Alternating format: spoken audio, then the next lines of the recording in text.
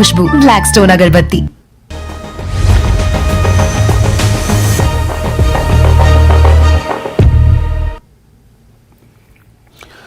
स्वागत है आपका न्यूज़ 18 जम्मू कश्मीर लद्दाख हिमाचल में। मैं हूं विशाल और आप देख रहे हैं आज का एजेंडा। शुरुआत करते हैं कश्मीर से बड़ी खबर से। जी हां, एनआईए की छापेमारी। दक्षिणी कश्मीर में कई जगहों पर छापेमारी हुई। आज सुबह से ही यह छापेमारी का सिलसिला जारी रहा। एनआईए की छापेमारी हुई दक्षिणी कश्मीर में कई जगहों पर। एनआईए ने मारे छापे। शोपियां और पुलवामा में एजेंसी के छापे। टेरर फंडिंग के मामले में कार्रवाई।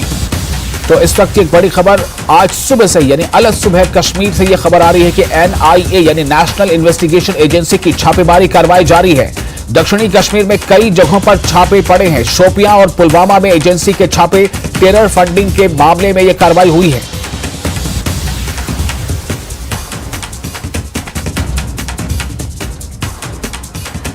बिलाल खान पुलवामा से जुड़ चुके हमारे साथ से ज्यादा बातचीत और जानकारी के लिए सीधे जुड़ते हैं। बिलाल, क्या अपडेट्स हैं? एनआईए के छापेमारी किस मामले को लेकर है और किन किन जगहों पर छापेमारी हुई? क्या छापेमारी अब भी जारी है?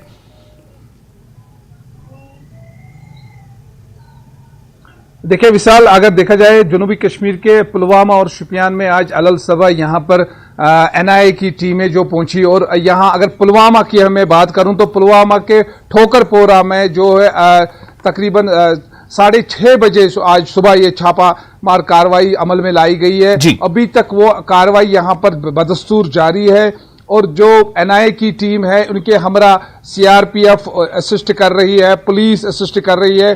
सीआरपीएफ और पुलिस ने पहले इस पूरे इलाके का जो मुहासरा किया, तो उसके बाद एनआईए की खुसूसी टीम जो आई है श्रीनगर से आई है, तो उन्होंने जांच पड़ताल शुरू की और एक रिहायशी मकान में इस वक्त छापामार कार्रवाई चल रही है। जो यहाँ के मकीन है इस ठोकरपोरा में जो छापामार कार्रवाई अमल में लाई गई है, इनसे पूछताछ चल रही है। और जो इलेक्ट्रॉनिक गैजेट्स है, जो बैंक दस्तावेजात है, उनके बारे में पूछताछ चल रही है। तो यहां पर मैं ये बताऊं विशाल कि जो 2019 के बाद जो एनआईए ने अपनी तहवील में लिए हैं, जो मिलिटेंसी रिलेटेड या ओजीडब्ल्यूज का नेटवर्क पर्दाफाश करने के लिए जो इन्होंने अपनी कार्रवाइयां शुरू की है, तो उसी की कड़ी और या टेरर फंडिंग मामला जो ज्यादातर देखने को मिला है या मोबाइल फोन का मिसयूज, तो उसी सिलसिले में एनआईए की टीमें जो है वो यहां पर कार्रवाइयां कर रही हैं। खासकर जो मिलिटेंसी के खिलाफ जो नकील कसी जा रही है, तो उसी सिलसिले में ये कार्रवाइयां अंजाम दी जा रही है। और मुख्तलिफ जो मिलिटेंसी वारदात यहां अंजाम दिए गए हैं, तो उनकी जो तहकीकात जो है वो एनआईए कर रही है, तो उनकी वो कार्रवाई भी इस सिलसिले में है। तो अब देखने वाली बात होगी कि जो एनआईए का जो प्रेस रिलीज आएगा देर शाम को, वो देखने को मिलेगा कि क्या कार्रवाई आज के इस छापामार कार्रवाई में अमल में लाई गई है। बिल्कुल बिलाल, आप हमारे साथ बने रहे। इस वक्त हम बात करते हैं इरशाद से जो हमारे साथ शोपियां से जुड़ रहे हैं। इरशाद, शोपियां में भी छापामारी कार्रवाई की खबरें हैं, आप हमें वहां के बारे में तफसीलात दें कि यह छापामार कार्रवाई कब से शुरू हुई, क्या अब भी जारी है और किन किन जगहों पर छापेमारी हो रही है?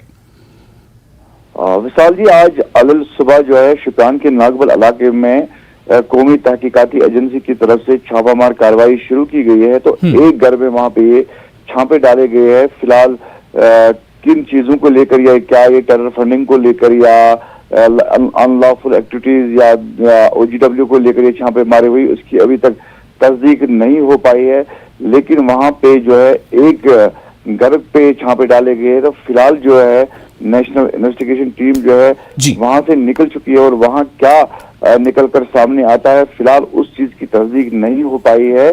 तो कहीं ना कहीं लगातार कल भी एसआईए की टीम ने कई इलाकों में छापे डाले हैं। और जैसे कि आप सब जानते हैं कि हाल ही में जो मेन टाउन शोपियान में जो है एक नॉन लोकल पे जो हमला हुआ है, शायद उस चीज को लेकर अब जो है एनआईए नए तरीके से अब दबाव बना रही है। कहीं ना कहीं ओजीडब्ल्यूज को किसी तरह काबू में रखा जाए है, जो इस तरह की कार्रवाइयां आसानी से अंजाम दे रहे हैं।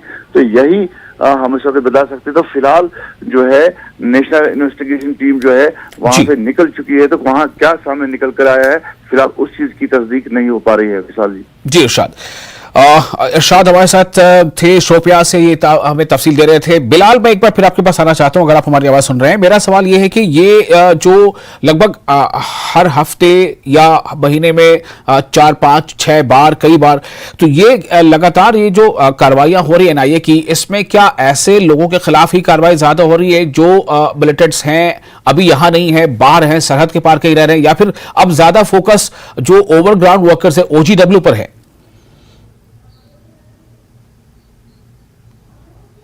देखिए विशाल, यहां पर देखा गया है कि ये जो कार्रवाइयां एनआईए की जानिब से अमल में लाई जा रही है, ये यही है कि पहले मिलिटेंटों को फोर्सेस की तरफ से मिलिटेंटों को मारना है, वो तो अलग कार्रवाई है, लेकिन एनआईए वो चीज देख रही है कि मिलिटेंटों को सपोर्ट कहां से मिल रहा है, मिलिटेंटों को फंडिंग कहां से मिल रही है, उस चीज को यहां पर एनआईए की जानिब से तहकीकात की जा रही है और उस पर नकील कसने के लिए ये कार्रवाइयां अमल में लाई जा रही है। तो ये एक अच्छी कार्रवाई यहां पर मानी जाए, क्योंकि जो मिलिटेंसी का जो खात्मा है वो इस चीज से होगा कि जब पूरी तरीके से पिछले सपोर्ट जो है मिलिटेंटों का वो खत्म होगा, तो एनआईए अगर देखा जाए तो वो कार्रवाई अमल में ला रही है। तो साथ साथ में ये भी देखने को मिल रहा है कि जो मिलिटेंसी के जो वारदात है, मिलिटेंटों की जानिब से जो वारदात अंजाम दिए गए हैं, चाहे वो बैंक गार्ड, हाल ही में हमने देखा कि बैंक गार्ड, सिक्योरिटी गार्ड जो कश्मीरी पंडित था उसकी हलाकत, या बाकी नॉन लोकल्स पे हमले, तो उसके पीछे किन कारफरमा की साजिश है,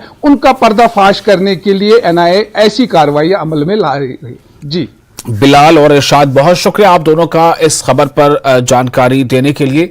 तो जैसा आपने सुबह बताया आपको, और इस वक्त की भी एक बड़ी खबर है कि जनूबी कश्मीर में अलग सुबह से ही एनआईए की छापेमारी जारी थी। पुलवामा में, शोपिया में कुछ जगहों पर छापेमारी की कार्रवाई पूरी हो चुकी, कुछ जगहों पर अब भी जारी है, और इसका सीधा जो टारगेट है वो है जो बिलाल अभी कहा कि जो सुरक्षा बल जो कार्रवाई कर रहे हैं वो तो सीधे तौर पर एनकाउंटर में शामिल हो रहे हैं और उन्हें मार गिराया जा रहा है जो आतंकी हैं, लेकिन जो एनआईए या एसआईए जिस तरह की छापेमारी कर रही है वो उन सोर्सेस को, उन लिंक्स पर ज्यादा फोकस कर रही है जो ऐसे लोगों को सपोर्ट किसी ना किसी तरह से देते हैं या उनके काम को आगे बढ़ाते हैं।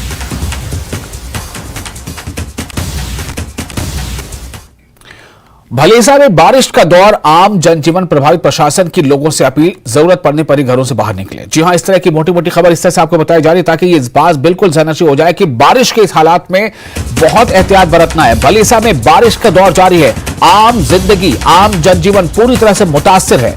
प्रशासन के लोगों से अपील है कि जरूरत पड़ने पर ही घरों से बाहर निकले। नेशनल हाईवे को जोड़ने वाली सड़कों पर आवाजाही बंद है। सभी ZEO और क्लस्टर प्रमुखों को सतर्क रहने के निर्देश जारी किए गए हैं। तो बारिश ने काफी खलल मचाया है, बारिश ने आम जनजीवन को काफी प्रभावित किया है। बारिश की वजह से कई छोटे बड़े नाले में, नदियों में पानी का जो स्तर है वो काफी ऊंचा है। ऐसे में नदियों के किनारे, नहरों के किनारे पर काफी खतरा है। इस तरह की लगातार एडवाइजरी जारी की जा रही है, प्रशासन की तरफ से लोगों को ये बताया जा रहा है। आपकी तस्वीरों में देखिए किस तरह से एक वर्दी वाला जो है वो लोगों को वहां पर कुछ सूचित कर रहा है, एक जानकारी दे रहा है।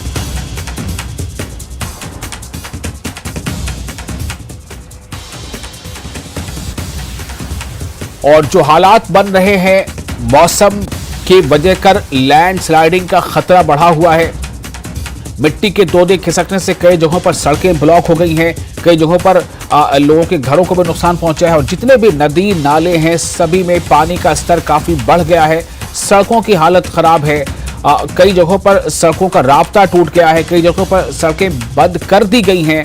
आप ये जो तस्वीरें देख रहे हैं जिसमें एक वर्दी वाला कुछ माइक से लोगों को सूचना दे रहा है, बता रहा है, जानकारी दे रहा है। दरअसल इस बात की जानकारी दी जा रही है कि बिला जरूरत वो घरों से बाहर ना निकले। पकड़ने नदी नालों की तरफ गया उसके खिलाफ कानूनी कार्रवाई की जाएगी, इसलिए तमाम लोगों से अपील की जाती बिला वजह अपने घरों से बाहर बिल्कुल ना निकले। तो सुना आपने किस तरह से प्रशासन जो है लोगों के बीच पहुंचकर उन्हें ये सूचित कर रहा है कि हालात अच्छे नहीं है, मौसम कभी भी रुख बदल रहा है, और इसलिए बेहतर यह है कि नदी नालों के करीब कोई भी ना जाए। अगर आप जाते हैं तो आपके साथ एक बड़ा हादसा हो सकता है। सिर्फ सूचित ही नहीं किया जा रहा है बल्कि ये एक तरह से चेतावनी भी दी जा रही है कि अगर आप ऐसा करेंगे मौसूल हुई है कि आज मौसम खराब है और नदी नालों में काफी पानी तो आपके खिलाफ कानूनी कार्रवाई भी की जा सकती है। अगर आपने नदी नालों के पास आसपास अगर आप जाएंगे, इस तरह की भी खबरें हैं। हमारे साथ फिरदौस इस वक्त हमारे रिपोर्टर जुड़ चुके हैं। फिरदौस, मैं आपके पास आ रहा हूं, हमें ये बताएं कि हालात अभी कैसे हैं और किन बातों को लेकर जो मकामी जो एडमिनिस्ट्रेशन है वो लोगों को बाखबर कर रहा है। जी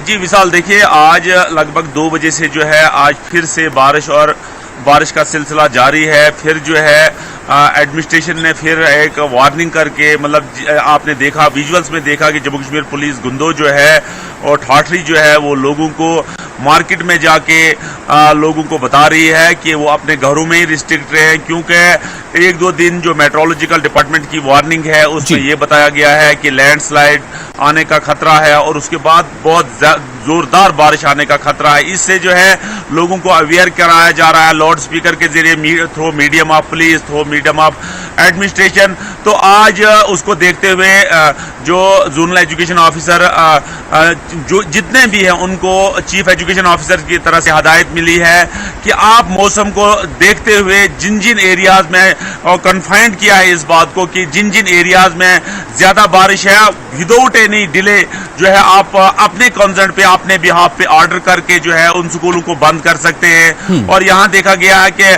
और उन्होंने उसमें ये ऑर्डर्स में ये भी लिखा है कि अगर आपको लगता है कि बारिश ज्यादा है तो उसी वक्त जो है, क्योंकि किसी भी ह्यूमन लॉस को होने से पहले ही जो अगर उस पर प्रिकॉशन ले तो बच सकता है। क्योंकि इस वक्त अगर हालात देखें तो हालात ये है कि मौसम में लैंडस्लाइड आ रही है, मड स्लाइड आ रही है और सबसे ज्यादा खतरा शूटिंग स्टोन का यहाँ रहता है, क्योंकि यहाँ शूटिंग स्टोन गाड़ी पे पड़ते हैं, जो बच्चे पैदल चलते हैं उन पे पड़ते हैं, ये ज्यादा खतरा रहता है। जी विशाल जी, तो अब सवाल ये पैदा होता है कि घरों में रहने के बावजूद कई ऐसे मामले भी सामने आए जहां पर घरों को ही नुकसान पहुंचा है।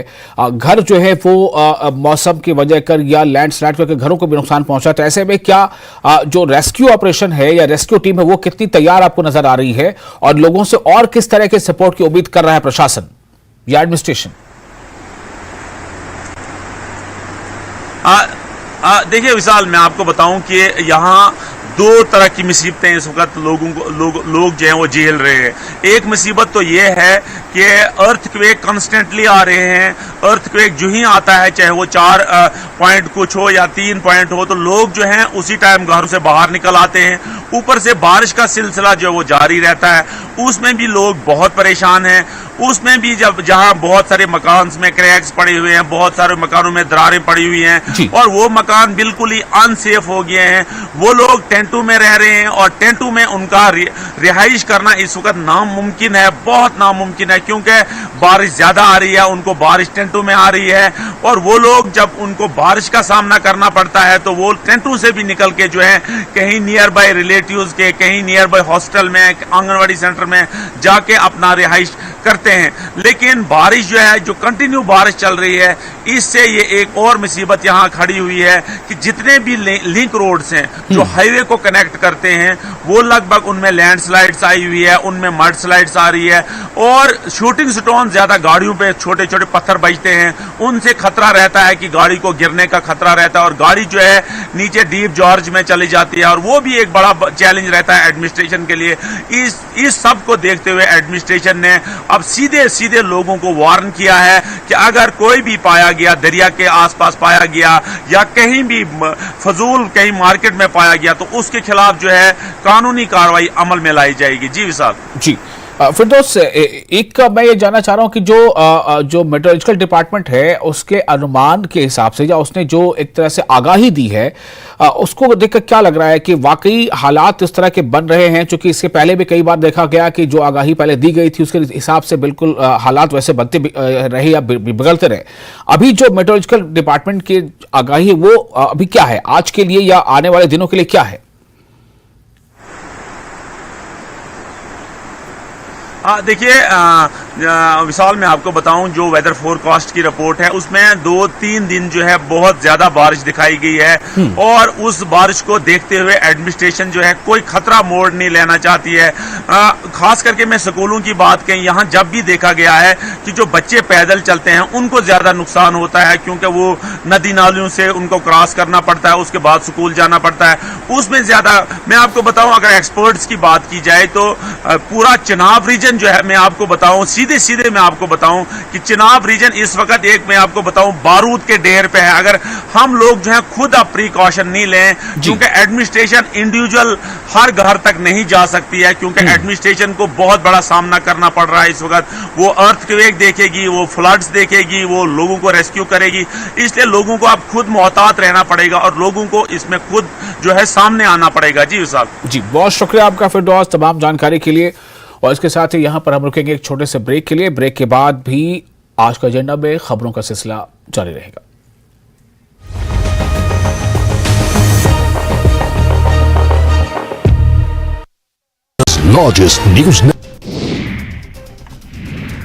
हिमाचल में जल परियोजनाओं को युद्ध स्तर पर शुरू करने के लिए 250 करोड़ रुपए जारी किए गए हैं। इसकी जानकारी डिप्टी सीएम मुकेश अग्निहोत्री ने दी और बताया कि जल शक्ति विभाग को बाढ़ से करीब 1500 करोड़ का नुकसान हुआ है।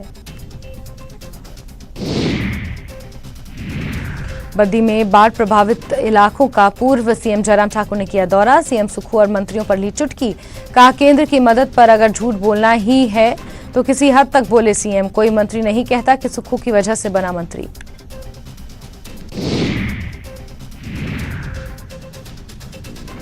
चंडीगढ़ मनाली नेशनल हाईवे पर यातायात हुआ बहाल। भूस्खलन की वजह से कल हो गया था बंद। कुल्लू के लिए वाया कटौला मार्ग शाम तक खुलने की उम्मीद।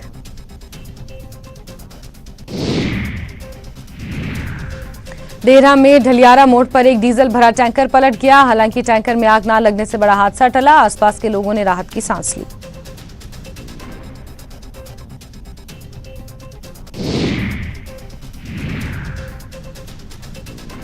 चंबा के नरोही नाला में बादल फटने से पानी पुल के ऊपर से बहने लगा और सेरी पंचायत के नाले में बाढ़ आ गई, जिससे 2 गाड़ियां पानी में बह गई।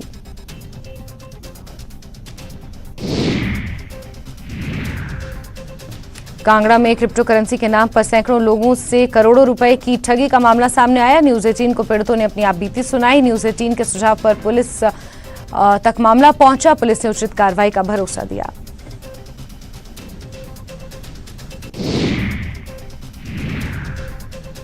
कांगड़ा में मौसम ने करवट ली और सुबह से बारिश का दौर जारी है। दूसरी ओर पौंग डैम से पानी भी लगातार छोड़ा जा रहा है। मौसम विभाग ने कांगड़ा और चंबा समेत कई इलाकों में भारी बारिश का अनुमान जताया है।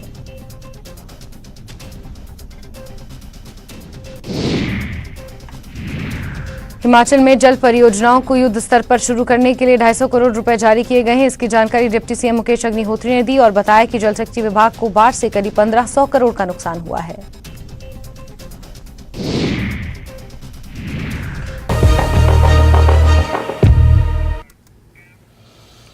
ब्रेक के बाद एक बार फिर आपका स्वागत है। न्यूज 18 JKLH पर आप देख रहे हैं आज का एजेंडा। सीएम सुखविंदर सिंह सुक्खू आज लाहौल स्पीति के टाबो, लोसर और जाहलामा में आपदा प्रभावित इलाकों का हवाई सर्वे करेंगे। वो सुबह 11 बजे शिमला से स्पीति के टाबो के लिए रवाना होंगे, जहां 1:20 पर लोसर हवाई सर्वे के बाद लंच करेंगे। वहीं शाम 4:10 पर बारिंग हेलीपैड पर पहुंचेंगे, जहां से उनका जाहलामा के बाढ़ प्रभावित इलाकों का हवाई सर्वे करने का कार्यक्रम है। तो ये है आज की पूरी डिटेल कि किस तरह से लाहौल स्पीति में आज सीएम पहुंचेंगे और वहां जो तबाही मची है बाढ़ की वजह कर उसका वो जायजा लेंगे। एक बार फिर आपको बता दें कि सीएम सुक्खू आज लाहौल स्पीति के ताबो, लोसर और जाहलामा में आपदा प्रभावित इलाकों का हवाई सर्वे करेंगे। वो दिन में करीब 11 बजे शिमला से स्पीति के लिए स्पीति के ताबो के लिए रवाना होंगे, जहां दिन में करीब 1:30 बजे वो लोसर हवाई सर्वे के बाद लंच करेंगे लोसर में। वहीं शाम 4:10 पर बारिंग हेलीपैड पर पहुंचेंगे, जहां से उनका जाहलामा के बाढ़ प्रभावित इलाकों का हवाई सर्वे करने का कार्यक्रम है। रणवीर हमारे साथ जुड़ चुके हैं ज्यादा जानकारी के साथ। रणवीर, और क्या तफसीलात हैं और लाहौल स्पीति का हवाई सर्वे करने की जरूरत अब भी क्यों महसूस की जा रही है? जी हाँ, देखिए लाहौल स्पीति का जो इलाका है वहां पर अभी भी जो कई इलाके, खासकर जालमा की तरफ का जो इलाका है वहां पर परेशानी ज्यादा है और कुछ एक और स्थानों पर जो भीषण तबाही मची है वहां पर जो है मुख्यमंत्री ने दौरा नहीं किया था। और ये जानकारी निकल कर आई है कि सुबह मुख्यमंत्री के कार्यालय से ये सूचना आई कि मुख्यमंत्री जो है एक हवाई सर्वे करेंगे और यहाँ ठीक 10:30 बजे यहाँ शिमला से मुख्यमंत्री हेलीकॉप्टर से जाएंगे और सीधा काबू पहुंचेंगे और 2, 3, 4 जगह पर मुख्यमंत्री का जाने का कार्यक्रम है जी। और वहां पर जो डिजास्टर सिचुएशन है और जो राहत कार्य किस तरह से हुआ है उसका जायजा मुख्यमंत्री लेंगे और जो कुछ जो बाढ़ प्रभावित इलाके हैं और जो बाढ़ से प्रभावित लोग हैं उनसे भी मुलाकात मुख्यमंत्री करेंगे। और जैसे कि जानकारी है कि केंद्र से भी जो नुकसान का आंकलन करने के लिए 2 टीमें हिमाचल आई है, उनमें से एक टीम जो है आज कुल्लू का भी दौरा करेगी और दूसरी टीम शिमला के साथ नॉर्थ इलाके में किस तरह की स्थिति है उसका जायजा लेंगे। तो मुख्यमंत्री भी और अपनी तरीके से जिस तरह से परेशानियां हैं लोगों की और नुकसान राज्य को हुआ है वो केंद्रीय टीम के सामने भी रखेंगे। जी रणवीर, बहुत शुक्रिया आपका इस जानकारी के लिए। तो लाहौल स्पीति का आज ये कार्यक्रम है सुखदेव सुक्खू का, जहां पर एरियल सर्वे करने वाले हैं ताकि वहां पर हालात का जायजा ले सके और उसके बारे में फिर जो है नीति आगे बनाई जा सके, किस तरह से वहां पर काम किया जाना है। आगे बढ़ते हैं। शिमला से बड़ी खबर यह है कि यहां किलो के सेब बेचने के मामले में हंगामा हो गया है। बराला मंडी में आढ़तियों ने ये हंगामा किया और किलो के हिसाब से सेब खरीदने से इनकार कर दिया। इस दौरान नियम तोड़ने पर आढ़तियों के चालान भी कटे, जिससे नाराज आढ़तियों ने हड़ताल कर दी। वहीं मौके पर पहुंचे कैबिनेट मंत्री अनिरुद्ध सिंह से भी आढ़तिये नाराज हो गए। तो ये पूरा मामला इस तरह से है जब किलो के हिसाब से सेब की बिक्री या फिर सेब खरीदे जाने को लेकर हंगामा हुआ है।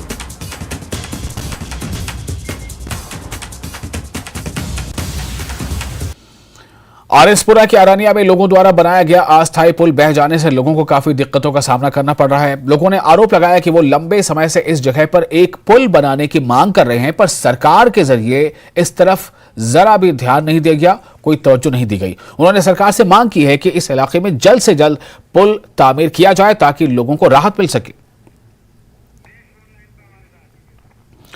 और दिनेश हमारे साथ जुड़ चुके हैं फोन लाइन पर ज्यादा जानकारी के साथ। दिनेश, दरअसल स्थिति है कैसी और क्यों लोगों ने अब ये इस तरह से नाराजगी जाहिर की है और मुतालबा किया है, मांग की है?